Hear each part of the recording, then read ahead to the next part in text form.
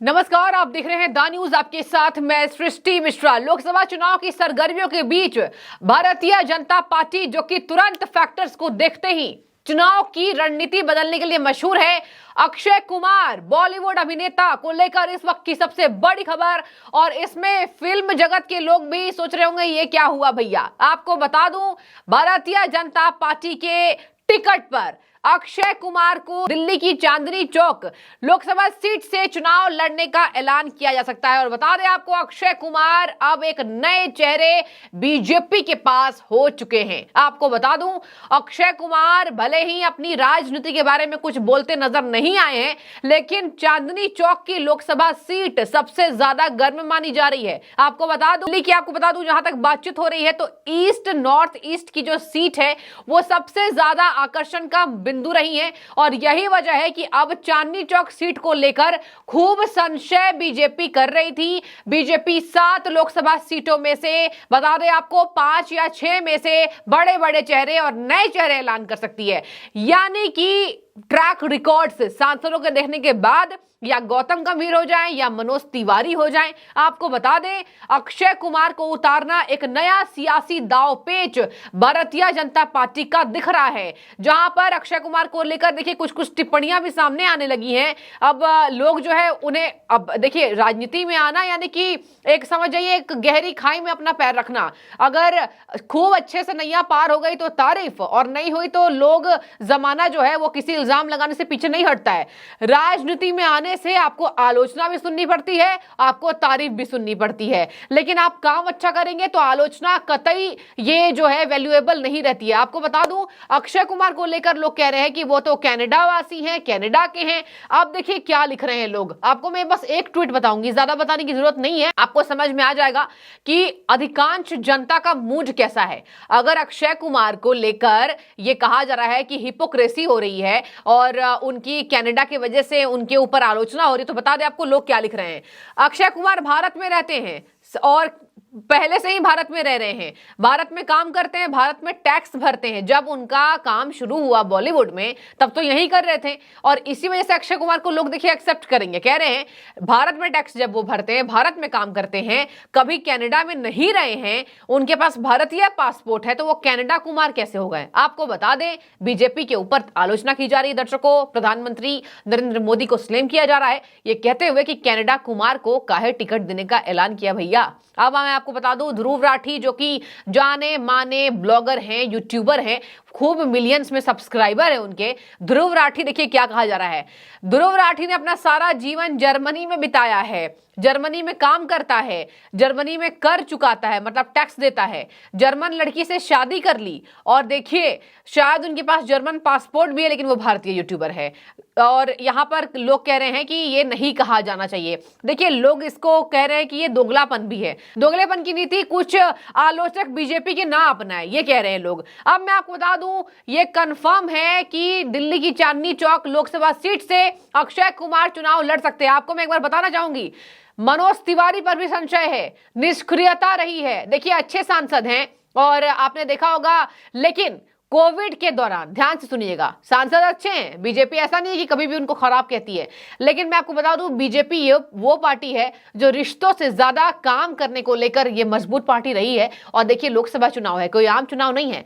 BJP Gautam गंभीर और मनोज तिवारी को लेकर अभी सोच समझ कर रही है। मैं ये नहीं कहूंगी कि उनका टिकट कंफर्म है। जी हाँ, सियासी गलियारों से ये शोर है कि गौतम गंभीर और यहां पर मनोज तिवारी के टिकट को लेकर 50-50% चांसेस है। आप समझ गए होंगे इसका मतलब। सुषमा स्वराज की बेटी बांसुरी स्वराज, उनको लेकर बड़े फैसले बीजेपी कर सकती है। आपको एक और नाम मैं बताऊंगी, यहां पर जो हंसराज हंस है जो कि सांसद रह चुके हैं, उनको लेकर भी, हालांकि वो भी सांसद हैं, उनको लेकर भी बड़ा ऐलान हो सकता है। और एक बार मैं नाम बताना चाहूंगी, अभी के इनके दिल्ली प्रदेश के अध्यक्ष वीरेंद्र सचदेवा, उनको भी मिल सकती है टिकट। इसके साथ मैं आपको बता दूं, अक्षय कुमार हो गए और ये नए नए चेहरों पर बीजेपी दांव खेलेगी। उनमें से 2 महिला चेहरा होंगी, 2 महिला महिला चेहरा इन सांसदों के टिकट में चुनाव लड़ने से हो सकता है और बीजेपी जो है वो बिल्कुल रिस्क नहीं लेगी। आपको भी याद होगा एमसीडी में बीजेपी की करारी हार हुई थी और एमसीडी में जो हार हुई उसका मंथन बीजेपी ने कर लिया है और क्या क्या फैक्टर सही थे, क्या क्या फैक्टर्स गलत थे, कौन से नेताओं ने काम नहीं किया और उस हिसाब से बीजेपी एक्शन लेगी। पहले तो एक्शन उम्र के हिसाब से बीजेपी लेती है। जो देखिए निष्क्रिय हो, जिनकी उम्र ज्यादा हो जाए तो बीजेपी उनको निकाल देती है, चाहे भले आलोचकों सहना पड़े, आलोचन सहना पड़े। लेकिन इसके बावजूद भी मैं आपको बता दूं ये लोकसभा चुनाव है और आगे की 10 साल की रणनीति लेकर बीजेपी चलती है। तो यही वजह है कि 7 लोकसभा सीटों में से 5 या 6 में नए चेहरों का ऐलान भारतीय जनता पार्टी कर सकती है। आपको बता दूं पार्टी जानकारी का कहना है कि 2 महिला जरूर आपको देखने के लिए मिलेगी 2 सीटों पर और एक केंद्रीय मंत्री को भारतीय जनता पार्टी चुनाव लड़वा सकती है। एक बार मैं नाम लेना चाहूंगी, देखिए कौन कौन से वो नेता है। सबसे अधिक चर्चा नॉर्थ ईस्ट की है, चांदनी चौक की है और नॉर्थ वेस्ट सीट की चर्चा है और नई दिल्ली, जाहिर सी बात है। अब इनमें से कहा जा रहा है कि मौजूदा सांसद और दिल्ली बीजेपी के पूर्व अध्यक्ष मनोज तिवारी को तीसरी बार टिकट मिलेगा या नहीं, इसमें बड़ा कंफ्यूजन है भैया। अभी इसमें संदेह है, इवन गौतम गंभीर को लेकर भी असमंजस है। ऐसे में मैं आपको बता दूं, बताया जा रहा है कि एज फैक्टर एक तो मैंने आपको पहले बता दिया और एक कोविड काल के दौरान इनएक्टिविटी मनोज तिवारी की रही होगी, इसकी वजह से बीजेपी मौका ना दे, ये हो सकता है। बीजेपी वो पार्टी है जो केवल काम पर मौका देती है। इसके साथ मैं आपको बता दूं अक्षय कुमार का नाम नया है और विजय गोयल इस बार उन्हें भी बड़ा टिकट, इन्हें भी बड़ी जिम्मेदारी मिल सकती है। आगे मैं आपको बता दूं पूर्व दिल्ली सीट से मौजूदा सांसद और क्रिकेटर स्टार गौतम गंभीर को भी दोबारा टिकट मिलेगी या नहीं, इसमें संशय है और उम्मीद बहुत कम है। देखिए साफ लिखा गया है गंभीर को इस बार टिकट मिलने की उम्मीद कम है। आगे मैं आपको बता दूं इस सीट से, क्योंकि कई लोग अपने नाम को आगे करते दिखाई दे रहे हैं। जैसे नया नाम क्या है, यहां पर बीजेपी के पूर्व महामंत्री कुलजीत सिंह चहल, इनका नाम आगे आ रहा है। मौजूदा विधायक ओपी शर्मा जी और मौजूदा प्रदेश अध्यक्ष वीरेंद्र सचदेवा शामिल हैं। तो आपको मैंने नए नाम बता दिए हैं और पुराने नाम भी बता दिए जिनमें लेकर संशय और कंफर्मेशन बीजेपी अभी उधेड़-बुन में चल रही है। ऐसे भी अब तक ऐलान नहीं करेगी बीजेपी, वो पार्टी है जब तक अंतिम तक मीडिया सवाल ना पूछ दे। अंतिम तक मीडिया सवाल पूछती रहेगी तब जाके बीजेपी अपने पत्ते खोलती है ताकि कुछ इधर उधर की ना हो जाए। अब आपने देखा होगा कैसे विधायकों को लॉक कर लिया जाता है, अभी अभी आपने देखा कैसे फ्लोर टेस्ट में विधायकों को बंद कर लिया गया। बीजेपी ये सब काम नहीं करती है और लास्ट में भले वो पत्ते खोले लेकिन वो पूरी सोच समझ के राजनीति में कदम रखती है। दर्शकों आपको बता दूं सूफी गायक हंसराज हंस सांसद हैं और यहाँ नॉर्थ वेस्ट एक रिजर्व सीट ही इनकी मानी जाती है। ट्रैक रिकॉर्ड्स के द्वारा बहुत ज्यादा उनके लिए कोई सकारात्मकता पक्ष दिखाई नहीं देता है, इसलिए इसके लिए पूरी संभावना यह है कि इस सीट से कोई नया चेहरा मैदान में होगा। सब सीट पर तो बीजेपी चेहरा बदल रही है, तो समझ जाइए कि कैसी रणनीति भारतीय जनता पार्टी की होगी। दिल्ली बीजेपी में शामिल गई प्रीता हरित और प्रदेश महामंत्री योगेंद्र चंदौलिया के नामों की चर्चा इस सीट से जोरों शोरों से है।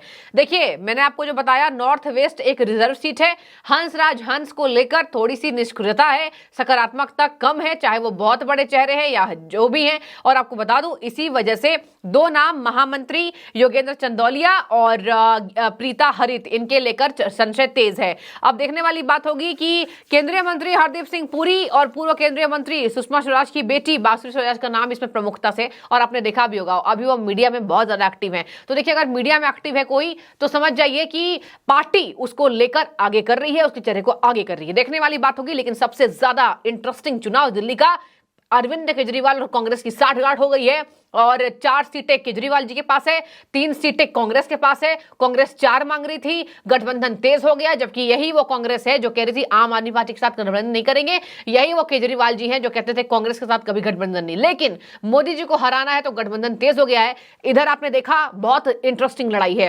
केजरीवाल कांग्रेस और इधर बीजेपी। देखने वाली बात होगी किसकी जीत होती है। अब दिल्ली के तो मुख्यमंत्री यही कहते हैं कि दिल्ली भाई हमारी है, हिम्मत नहीं है बीजेपी की घुसने की। बीजेपी को मजा चखाने का काम ममता बनर्जी करती हैं और मैं करता हूं, ये केजरीवाल हमेशा बोलती नजर आते हैं। देखने वाली बात होगी क्या होता है, बहुत इंटरेस्टिंग चुनाव। और देखिए अब कुछ ही दिन शेष है, आप अपनी राय रखिए। अक्षय कुमार को टिकट सबसे ज्यादा लोकप्रिय, और देखिए बॉलीवुड अभिनेता हैं, बहुत बड़े एक्टर हैं, आपको पता होगा किस तरीके से मीडिया में बने रहते हैं, कामों के माहिर हैं, राजनीति में प्रधानमंत्री नरेंद्र मोदी के साथ वार्तालाप करते हैं और उनकी ये ये कहा जाता है कि मोदी जी किसी से बात करें तो समझ जाइए इशारा कोई दूसरी ओर है। अक्षय कुमार को आपने बहुत बार देखा होगा प्रधानमंत्री नरेंद्र मोदी जी के साथ। अब चर्चाएं तेज है। आप अपनी राय रखिए कैसी होगी अगर चांदनी चौक से अक्षय कुमार लड़ाई लड़ेंगे तो लोकसभा चुनाव। बहुत शुक्रिया आपका।